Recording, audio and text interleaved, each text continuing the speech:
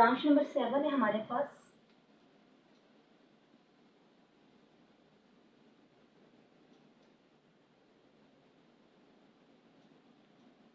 Environmental chemistry. Environmental chemistry बच्चों क्या है आपके पास, ये वो ब्रांच ऑफ साइंस है, सॉरी ब्रांच ऑफ केमिस्ट्री है इस जिसमें हम लोग देखते हैं component of the environment.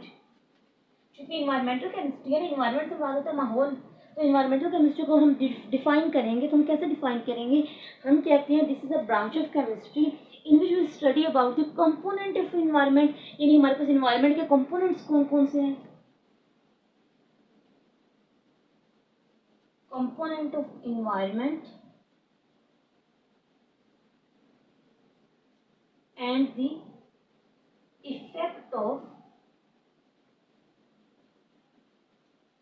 human activities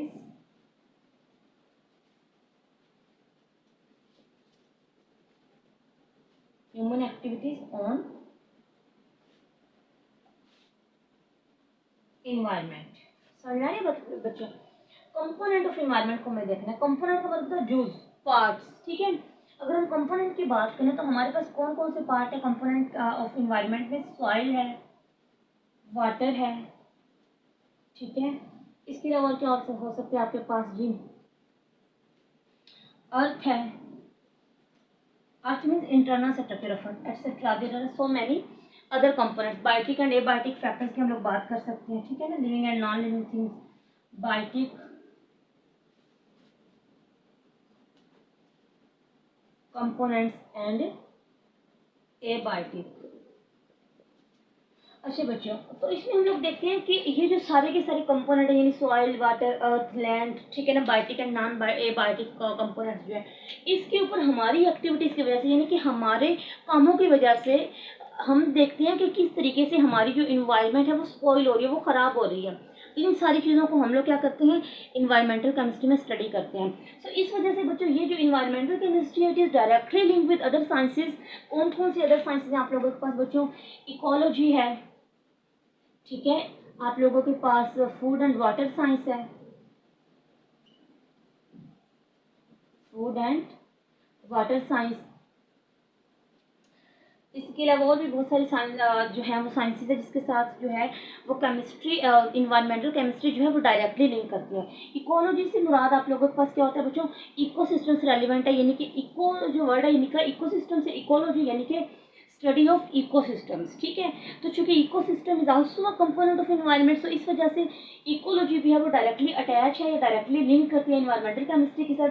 food and water science की बात की जाए, फूड भी चूंकि हमारे पास कंपोनेंट है एनवायरनमेंट का, वाटर भी कंपोनेंट है, तो फूड एंड वाटर साइंस भी डायरेक्टली लिंक करती है एनवायरमेंटल केमिस्ट्री। इसके अलावा बच्चों आप लोग पास जियोलॉजी है, जियोलॉजी, जियो का मतलब होता है इंटरनल, जियो का मतलब होता है बेसिकली अर्थ, ठीक है ना, कौन सी अर्थ, इंटरनल स्ट्रक्चर ऑफ अर्थ।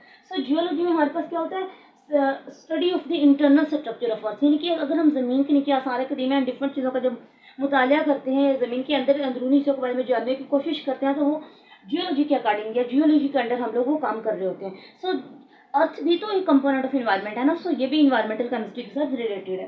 अब हम लोग बात करते हैं कि हमारे पास ये इन्वायरमेंटल केमिस्ट्री की स्टडी ज़रूरी क्यों है, ठीक है ना, यानी कि इसकी एप्लीकेशंस क्या हैं, व्हाई इट इज़ नेसेसरी। तो आप लोगों को बता दूं, स्कोप में या फिर एप्लीकेशंस में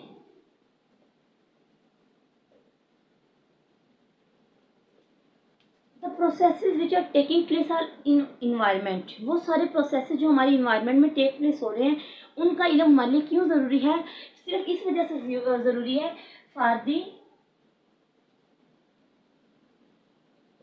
इम्प्रूवमेंट एंड द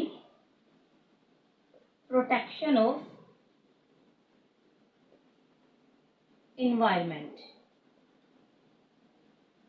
आ रही बात समझ बच्चों, सोसाइटी या जो हमारी इन्वायरमेंट है उसकी प्रोटेक्शन के लिए, ठीक है, और किसके लिए, उसकी इम्प्रूवमेंट के लिए, यानी कि हम अपनी जो इन्वायरमेंट है उसको मज़ीद कैसे इम्प्रूव कर सकते हैं, ठीक है ना, उसको पोल्यूशन से दीगर जितनी भी हम लोग एक्टिविटीज़ करते हैं, ठीक है ना, उन सारी एक्टिविटीज़ के हार्मफुल इम्पैक्ट से कैसे बचा सकते हैं। सो इन चीज़ों के लिए हमारे पास इन्वायरमेंटल केमिस्ट्री का नॉलेज होना बहुत ज़रूरी है। जी बच्चों, आप लोगों के पास ब्रांच नंबर 8 है एनालिटिकल केमिस्ट्री। एनालिटिकल केमिस्ट्री बच्चों बेसिकली एनालिटिक का मतलब क्या होता है? एनालिसिस करना। एनालिसिस मीन्स तज्जिया करना, ठीक है ना। इसमें हम लोग क्या करते हैं? इसमें हम लोग करते हैं, it is a branch of chemistry in which we study the composition and analysis of a sample, sorry separation and analysis of a sample to identify its component। क्या किया जाता है बच्चों? आप लोग को सेपरेशन एनालिसिस किया जाता है। सेपरेशन का मतलब होता है अलग अलहदा करना चीज़ों का, ठीक है ना। एनालिसिस मतलब तज्जिया करना, किस लिए? किसी एक सैंपल में से। सैंपल में जो ब्लड का सैंपल भी हो सकता है, ठीक है, या फिर सॉइल का सैंपल भी हो सकता है, यानी कि मेडिकल जो सैंपल्स होते हैं, किसी भी तरह का आपके पास सैंपल हो सकता है, ठीक है ना। क्या किया जाता है? उसकी आइडेंटिफिकेशन की जाती है, उसमें से कंपोनेंट, डिफरेंट तरह के कंपोनेंट्स की। अब अगर हम सेपरेशन की बात करें, सेपरेशन दो तरह से की जाती है, ठीक है। एक सेपरेशन आप लोगों के पास क्वालिटेटिव होती है,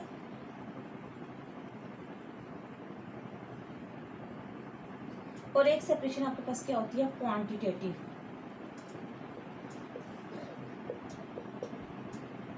क्वालिटेटिव सेपरेशन में मुराद हमारे पास क्या होती है जी? क्वालिटी से मुराद होता है कंपोनेंट्स की जो होती। तो बच्चों आपके पास जो क्वालिटेटिव एनालिसिस है, इसमें हमारे पास क्या होता है? ये हमें बताता है कि जो हमारे पास सैंपल है उसमें कौन कौन से सब्सटेंसेस मौजूद हैं।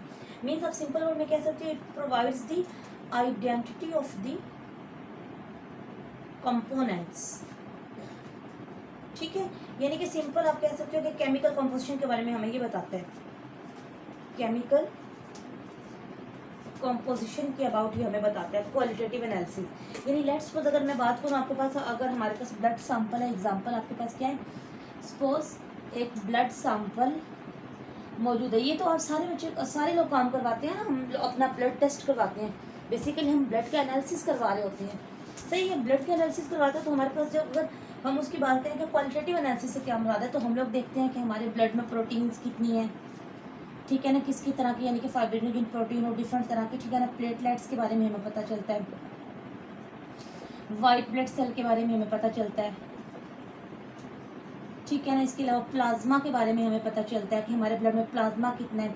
इसके अलावा डिफरेंट तरह के जो जर्म्स हैं उनकी प्रेजेंस के बारे में पता चलता है। जब ये सारी चीज़ों के बारे में हम बात कर रहे थे ना, तो we are talking about qualitative analysis, ठीक है। यानी केमिकल कंपोजिशन के बारे में, ब्लड की केमिकल कंपोजिशन के बारे में हम लोग बात कर रहे हैं, ल्यूकोसाइट्स वगैरह।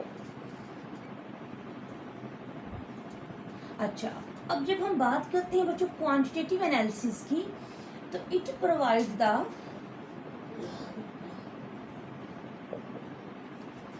Amount of